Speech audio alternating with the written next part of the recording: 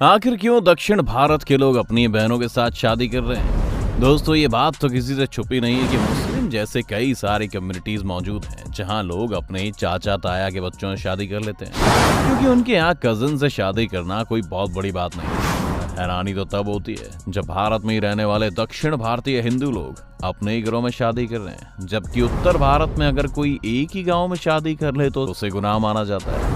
तो फिर ऐसा क्या है कि एक ही देश में दो अलग अलग प्रथाएं चल रही हैं?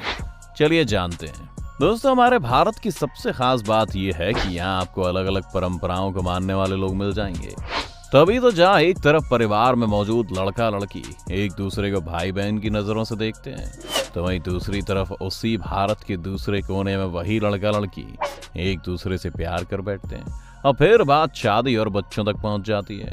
असल में इस तरह की शादियों को कंसेंजीनियस मैरिज कहा जाता है। अगर साफ शब्दों में कहा जाए तो जिन लोगों के पूर्वज एक ही होते हैं या फिर वो एक दूसरे से ब्लड से रिलेटेड होते हैं, इस तरह के लोगों के बीच अगर शादी होती है तो वो कंसेंजीनियस मैरिज कहलाती है। और ऐसी शादियां दक्षिण भारत में बहुत ही ज्यादा नॉर्मल हैं और ऐसा ये लोग पिछले 2000 सालों से करते आ रहे हैं। यहाँ तक कि एक रिसर्च में ये भी पता चला है कि दक्षिण भारत में रहने वाले हिंदुओं की 30% शादियां कजिन्स मैरिज होती हैं। और ये तो कुछ भी नहीं है। क्या आपको मालूम है कि कई साउथ इंडियन कम्युनिटीज में मामा और भांजी जैसे रिश्तों में भी शादी होना कोई बड़ी बात नहीं है। और अगर रिपोर्ट्स की माने तो 20% से ज्यादा कंसेंजीनियस शादियां मामा और भांजी के बीच में होती हैं। दोस्तों, अगर आप उत्तर भारत में, तो ये बातें सुनकर आपको बड़ा झटका लगा होगा, क्योंकि उत्तर भारत में सारी चीजें किसी गुनाह से कम नहीं है।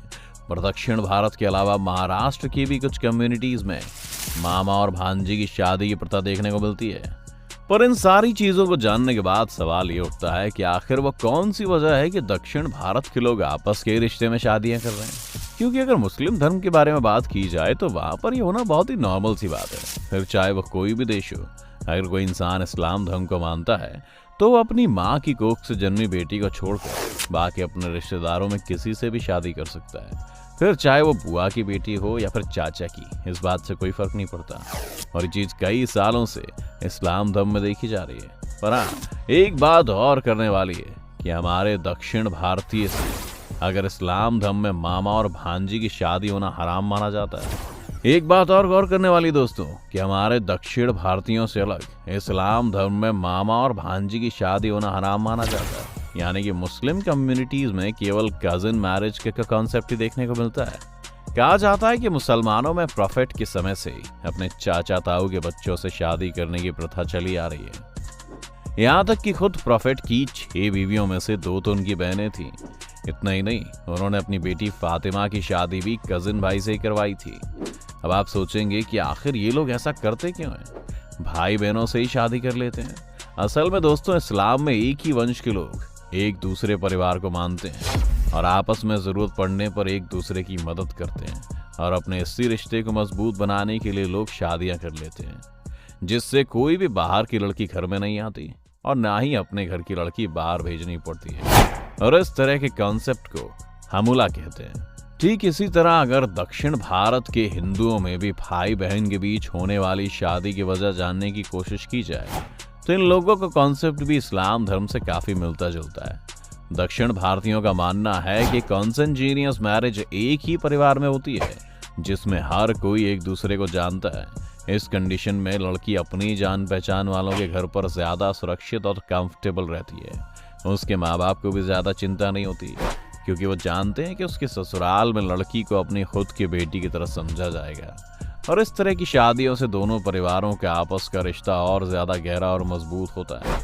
हमें तो नहीं मालूम इन सारी बातों में कितनी सच्चाई है या फिर ये सब कुछ ढकोसलेबाजी है, क्योंकि हमारी नज़र में तो एक लड़की जो बचपन से अपने चाचा ताऊ के लड़कों के साथ पली बड़ी है, उन्हें भाई का है, उसी भाई के साथ आगे चलकर शादी करना, घर बसाना, सिवाय रिश्तों में फैलने वाली गंदगी के और कुछ भी नहीं। बाकी आपको रिश्तेदारों में होने वाली शादियां कैसी लगती हैं? कमेंट में जरूर बताएं। दोस्तों, अगर आंकड़ों की तरफ गौर करें तो भारत में होने वाले जितने भी रेप केसेस हैं उनमें से 44% में गुनहगार लड़की के परिवार या फिर रिश्तेदार में से ही कोई होता है। इसीलिए घर की लड़की घर में सुरक्षित रहेगी, ऐसी तो कोई चीज हमारे भारत में देखने को नहीं मिलती है। फिर चाहे वो उत्तर भारत हो या दक्षिण भारत। दक्षिण भारत में अपनी फैमिली में शादी करने का एक और बड़ा कारण है और वो है पैसा। अब आप बोलेंगे वो भला कैसे? तो दोस्तों, दक्षिण भारत में कई सारी मैट्रिलिनियल सोसाइटी, यानी कि यहाँ पर हेड ऑफ द फैमिली कोई पुरुष नहीं बल्कि महिलाएं होती हैं और प्रॉपर्टी पर बेटे के बजाय बेटी का हक होता है। ऐसे में अगर बेटे की शादी उसकी कजिन से कर दी जाती है तो घर की प्रॉपर्टी घर पर ही रहेगी। और केरला में तो बहुत ही उल्टा सिस्टम चलता है, जहाँ पर कुछ कम्युनिटीज में देखा गया है कि परिवार की प्रॉपर्टी बेटे को नहीं बल्कि भतीजे को दी जाती है और इसी चक्कर में लोग बेटे की शादी अपनी भतीजी से करवा देते हैं। इसी तरह जो घर का पैसा होता है वो घर में ही रहता है। अब अगर हम तीसरे कारण के बारे में बात करें तो दोस्तों, दक्षिण भारत में करी जाने वाली इन शादियों का सबसे बड़ा और अहम कारण है दहेज। मान लीजिए कि अगर आपकी कोई बेटी है और अगर उसकी शादी परिवार से दूर किसी दूसरे शहर में करनी हो तो आपको अच्छा खासा दहेज देना पड़ेगा। लेकिन अगर आप उसी बेटी की शादी अपने ही भाई के बेटे से कर देते हैं तो जो दहेज होता है वो बहुत ही कम देना पड़ता है, या फिर कई बार तो ना के बराबर दहेज लिया या दिया जाता है। यही कारण है कि लोग अपनी बेटी की शादी उसके भाई या फिर मामा से करवा देते हैं ताकि पैसा बच जाए। अब ये सारी चीजें सुनने के बाद आप सोच रहे होंगे कि ये दहेज वाला सिस्टम तो उत्तर भारत में भी चलता है, तो फिर वहाँ के लोग अपने भाई बहनों से शादी क्यों नहीं करते? दोस्तों, इसकी सबसे बड़ी वजह यह है कि दक्षिण भारत के लोगों में पहले से इस चीज को प्रमोट किया जाता रहा है, जिसके मुताबिक बच्चों के शुरुआत से ही पैरेलल कजिन्स और क्रॉस कजिन्स के बीच में फर्क बताया जाता है, जिसके बीच का कॉन्सेप्ट कुछ इस तरह है कि दो बहनों या फिर दो भाइयों के बीच आपस में एक दूसरे से ज्यादा रिलेटेड होते हैं एक बहन और भाई के बच्चों की तुलना में। यानी कि दो बहनों या फिर दो भाइयों के जो बच्चे होते हैं वो पैरेलल कजिन्स होते हैं और एक भाई और बहन के बच्चों को क्रॉस कजिन्स कहा जाता है। यही वजह है कि कई सारे दक्षिण भारतीय कम्युनिटीज में पैरेलल कजिन्स के बीच में शादी नहीं कराई जाती और सिर्फ क्रॉस कजिन्स के बीच में ही शादियां कराई जाती हैं। हालांकि इस्लाम धर्म में इन सारी बातों से कोई फर्क नहीं पड़ता। पर उत्तर भारत के हिंदुओं में शुरुआत से ही कजिन मैरिज को प्रमोट नहीं किया गया है और इसका सबसे बड़ा कारण है गोत्र सिस्टम। आप में से ज्यादातर लोगों को इस सिस्टम के बारे में अच्छे तरीके से पता होगा। दोस्तों, गोत्र सिस्टम और कुछ नहीं बल्कि कास्ट का एक सब डिवीजन है।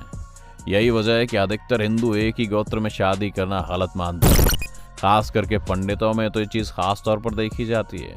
जैसे कि अगर किसी लड़की का जन्म मिश्रा खानदान में हुआ है तो वो मिश्रा जाति के किसी भी शख्स से शादी नहीं कर सकती है, उसे किसी दूसरे गोत्र के किसी व्यक्ति को ढूंढना होगा। ऐसा इसलिए क्योंकि एक ही गोत्र के लोगों के पूर्वज एक ही होते हैं, इसीलिए सभी को आपस में भाई बहनों की तरह समझा जाता है। दोस्तों, ये सारी चीज़ें तो धर्म और जाति के बेसिस पर ही हो गई हैं, लेकिन सवाल ये खड़ा होता है कि हमारे देश का कानून इसके बारे में क्या कहता है। क्या कानून के हिसाब से कॉन्सेंजीनियस मैरिजेस सही है या फिर गलत? हिंदू मैरिज एक्ट 1955 और दूसरे हाई कोर्ट के नियम कानूनों के मुताबिक फर्स्ट कजिन की आपस में शादी देश का कानून नहीं मानेगा, परंतु कुछ कम्युनिटीज की परंपराओं के बारे में सोचते हुए सेकंड कजिन्स की आपस में शादी करने पर कानून को कोई आपत्ति नहीं है। ये खुशी खुशी शादी को मंजूरी दे देते हैं। तो दोस्तों, एक ही घर में शादी करने के फायदे और नुकसान तो आप देख ही चुके हैं। अब आपका इस पर क्या कहना है? कमेंट में जरूर बताएं और चैनल को सब्सक्राइब करना ना भूलें।